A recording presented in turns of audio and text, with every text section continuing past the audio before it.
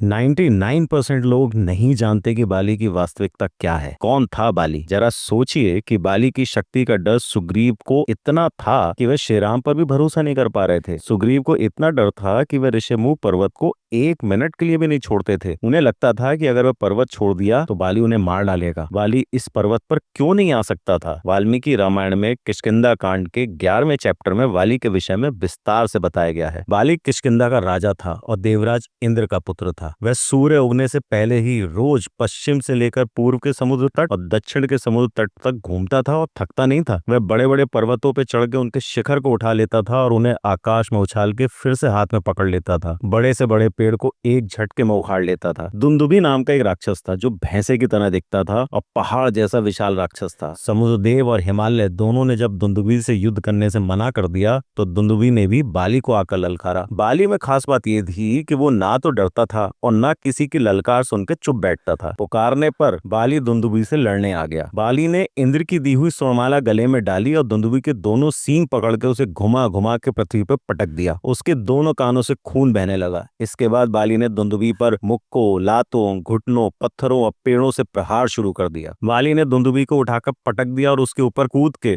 उसे कुचल डाला। वह असुर वहीं मर गया। तब बाली ने दोनों हाथों से उठाकर उसे 1 योजन दूर फेंक दिया। उसके शरीर से उसके रक्त की बूंदें मतंग मुनि के आश्रम में गिर गईं। मतंग मुनि यह देखकर इतने क्रोधित हो गए कि उन्होंने उस लाश फेंकने वाले वानर को श्राप दिया कि मेरे आश्रम के चारों ओर 1 योजन की भूमि में वह पैर रखेगा तो अपने प्राणों से हाथ धो बैठेगा। कल से जो वानर मेरी दृष्टि में आ जाएगा वह 1000 वर्षों के लिए पत्थर का हो जाएगा। इस श्राप के कारण ही बाली ऋषिमुख पर्वत पर ना तो जाता था, ना उस पर्वत की तरफ देखना ही चाहता था। सुग्रीव ने श्री राम को दुंदुभी की हड्डियों का ढेर दिखाया जो एक पहाड़ की तरह दिखता था और साल के 7 पेड़ दिखाए जिन्हें बाली हाथ से हिला हिलाकर सारे पत्ते गिरा देता था। फिर सुग्रीव ने कहा, मैं बाली के पराक्रम को जानता हूँ, आप उसे युद्ध में कैसे मार सकेंगे? सुग्रीव के कहने पर लक्ष्मण जी को हंसी आ गई। उन्होंने पूछा, क्या किया जाए महाराज कि आपको विश्वास हो? सुग्रीव ने कहा, अगर श्री राम इन साल के पेड़ों में से किसी एक वृक्ष को भी अपने तीर से छेड़ डालेंगे तो मुझे बाली के मारे जाने का विश्वास हो जाएगा। और दुंदुभी की इस हड्डी को एक पैर से 200 धनुष की दूरी पर फेंक दें तो भी मैं मान लूंगा कि आप बाली को मार सकते हो। वानराज बाली को जीतना असंभव है। श्री राम ने हंसते हुए दुंदुभी की हड्डियों के ढेर को एक ही ठोकर में 10 योजन दूर फेंक दिया। सुग्रीव ने कहा, प्रभु, बाली ने जब इसे फेंका था तो इसमें मांस और रक्त दोनों थे, अब तो हड्डियां बहुत हल्की हो गई हैं। इसको फेंकने से भी यह नहीं जाना जा सकता कि आपका बल अधिक है या उसका। यदि आपका तीर 1 साल के पेड़ को भी भेद देगा तो मुझे विश्वास हो जाएगा कि आप बाली का वध करने में सक्षम है, नहीं तो ये संदेह फिर भी बना रहेगा।